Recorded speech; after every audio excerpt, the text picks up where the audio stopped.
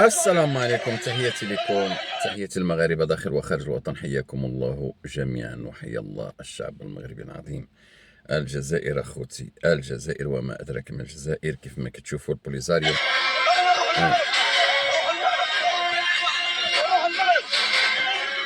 الجزائر، يعني البوليزاريو، يعني هادو شادينهم في تندوف، يعني مي سمعوا الزيارة المباركة ديال وزير الخارجية المغربي حفظه الله ورعاه ورضي الله عنه والله سيد ناصر بوريطة إلى الولايات المتحدة الأمريكية، وتلاقى بنظيره ماركو روبيو، وجدد اعتراف ديال أمريكا السيد ماركو روبيو بالصحراء المغربية وبالوحدة الترابية ووقوفهم إلى جانب المملكة المغربية، كما أدلى به أيضا الصريح بتصريح ساطع مانع وضوح الشمس في يوم من شهر يعني أغسطس.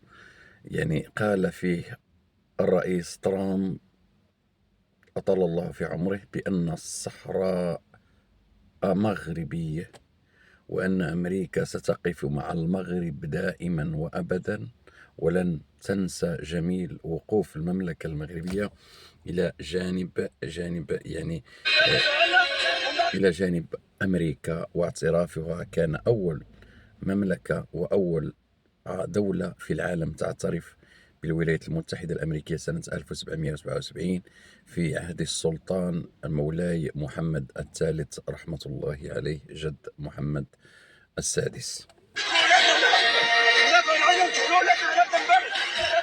إذا هنا كتبان القضية ديال هاد يعني البوليزاريو صبحوا باغين يرجعوا إلى أرض الوطن. غادي نوريكم أيضا هنا يعني فيديوهات كيبينوا بأن هذا النظام الجزائري كيعيش أيامه الأخيرة. اسمع شنو لا كيقول. داعي لركوب البرداعي، لا داعي للتصعيد مع مالي، لأن مشكلتنا ليست مع مالي، مشكلتنا مع من يحرك اسمع. حكام مالي. آه. وما تعودوش تغلطوا الغلطة اللي غلطناها مع اسبانيا وما جبنا حتى نتيجة، غلطنا مع فرنسا وما جبنا حتى نتيجة، ومع مالي مش راح نجيبوا نتيجة، لأن التصعيد الغبي مع مالي سيجرنا إلى حرب خاسرة. سيجرنا. عرفت بأن دابا مالي بوركينا فاسو النيجر، هاد الحدود كلهم دابا قطعوا العلاقات وقطعوا الأجواء وسحبوا السفراء معهم، كذلك داخل حفتر، عمي حفتر الله يطول في عمره. إذا الجزائر كانت باغية تحاصر المغرب، أصبحت دولة محاصرة. الله سبحانه وتعالى أنت تريد وأنا أريد، والله يفعل ما يريد. هذا هو اللي حفر شي حفرة ما يغرقاش، غادي يطيح فيها. هما حفروا حفرة، حنا بدلنا الطريق، الجزائر جات فيها. اسمع. إلى حرب خاسرة. لهذا السبب اللي نقول إذا دخلنا في أزمة راح ندخل في مستنقع، وهذا اللي حاولوا يجرونا إليه أو تجرنا إليه هذه القوى الخفية. والنظام المغربي اسمع ينتظر اللحظة المناسبة. هنا دائما النظام المغربي يعني باش عرفوا عدو، يعني انهم اعداء. النظام الجزائري عدو للمملكه المغربيه. شوف هذا الدباب ديالو دائما خصو يتكلم يجبد المغرب دائما. اسمع. لدخول الجيش الجزائري في أي حرب أو أي مواجهة مع دولة من دول الجوار سواء مالي أو النيجر. ينتظر، تركيا تنتظر حتى تخدم على روحها تجارة تبيع، روسيا تنتظر، وأعلنها وزير حتى روسيا تخلت عليهم وجابت لهم فاغنر وعطاتهم البوركينا فاسو والنيجر ومالي، وعطاتهم ايضا الحفتر، فهمتيني. وجابوا ذاك المرتزقه اللي كانوا في سوريا، وهذه تركيا جابتهم حطاهم تمايا مساعدين باش. المهم اش غادي نقول لكم، اللي حفر شي حفره كيطيح فيها، وقعوا في شر اعمالهم.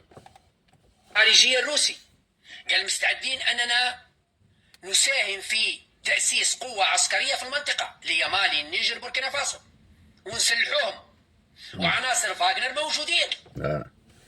المرتزقة فاغنر موجودين في مالي، موجودين في النيجر، موجودين في بوركينا فاسو حاليا وانا نتكلم معكم موجودين. اذا الشيء اللي تكلمت عليه فاغنر كاينين، فاغنر اللي تبع روسيا. اذا روسيا تخلات باعت الجزائر، روسيا طبعا مصالح ديالها مع مالي، مع بوركينا فاسو، مع النيجر، ومع ليبيا، مع حفتر، ومع الامارات. باعت الجزائر، اذا الجزائر لا تساوي. رغم ان الان شفتوا هذاك بوغدو مشى للامريكان كسفير، كان وزير سابق، وطيحوا السيد بوريطه رضي الله عنه وارضاه.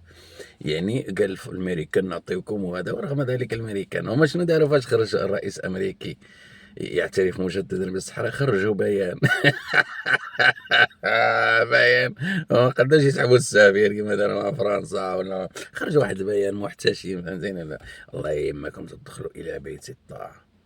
هذه المملكه المغربيه الشريفه غتركعكم وتركعكم ان شاء الله. ما إذا اندلعت حرب في المنطقة لن تكون حرب ما بين الجيش الجزائري والجيش المالي أبدا، بل ستكون ما بين الجيش الجزائري وجيش من المرتزقة متعدد الجنسيات.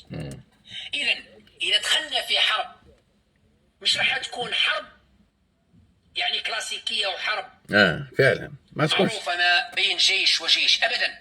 راح يدخلوا في حرب ما بين جيش منظم اللي هو الجيش الجزائري ضد مرتزقة متعددي الجنسيات. مرتزقة ما نعرفوش منين. فعلا هادشي اللي كاين.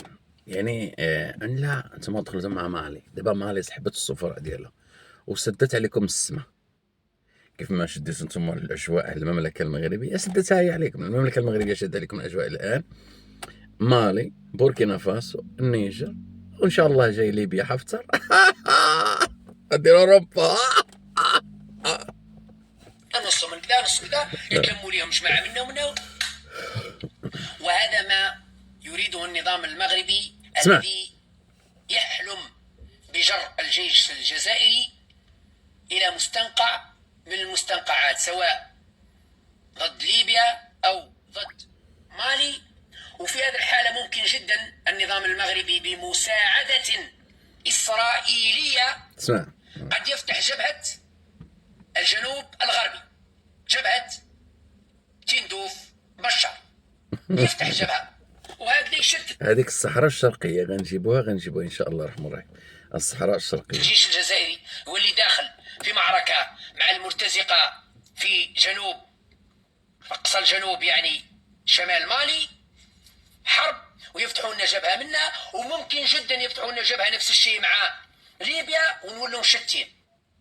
إذا الحكمة تقول أنه إذا عرف السبب بطل العجب. لا داعي لركوب البرداعي، لا داعي للتصعيد مع مالي. إذا هنا كايبين خوف ديالهم. شوفوا بأنهم هنا بداو كيطردوا الجزائريين، بداو كيطردوا الأفارقة اللي عندهم كيلوحون في الصحراء باش يخرجوا على برا. على أي هنا الأفارقة غادي يعرفوا بأن هادشي كاين عندهم.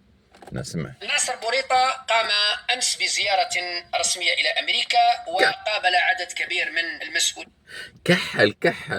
كحل الأمريكيين على رأسهم وزير الخارجية الأمريكي ومستشار الأمن القومي مايك، وأعضاء مجلس أو أعضاء الكونغرس الأمريكي أعضاء منهم.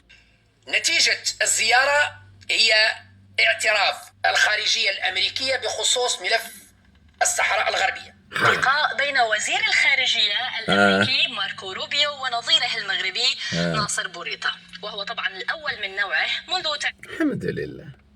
وزير الخارجية الأمريكي والسبع المغربي، يعني رضي الله عنه وأرضاه، سي بوريطة، بأمر من جلالة الملك مشى، والأمريكان تجدد اعترافها ووقوفها إلى جانب المملكة المغربية.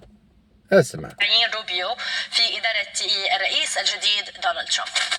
خلال اللقاء جدد روبيو اعتراف الولايات المتحدة بالمقترح المغربي. أيضا الأمريكان ما بدلتش الرأي ديالها، بالعكس جادت وأكدت وشكرت الموقف ديال المملكة المغربية على يعني القضايا العالمية، ووقفها ضد هاد الكبابيين وهاد المتطرفين والظلاميين، وكذلك كتنشر السلم والسلام في المملكة المغربية، وبلاد الأمن كيتعايش فيها كل ملتقى الإنسان والأديان. للحكم الذاتي في الصحراء الغربية.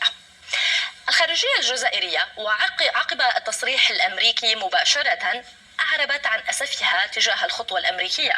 بيان وزارة الخارجية الجزائرية ردا على البيان ديال الجزائر. تصريح وزير الخارجية الأمريكي كان ضعيف وخفيف لأنه أمريكا. واش يسحبوا السفير الأمريكي، السفير الجزائري في واشنطن، يطردوا السفير الأمريكي وكذا، مستحيل. لكن في فرنسا واسبانيا كان شديد اللهجة. إذا الجزائر راهي خايفة، الجزائر راهي شادة الحياة. عندما يتعلق الأمر بأمريكا وترامب راهم خايفين. ناصر بوريطة الحمد لله أنه اعترف، هذا شاهد من أهلها. لايك، البارطاج، الكومنتير، التعليق. نتلاقاو في الفيديو الجاي. تحياتي لكم، شكرا لكم.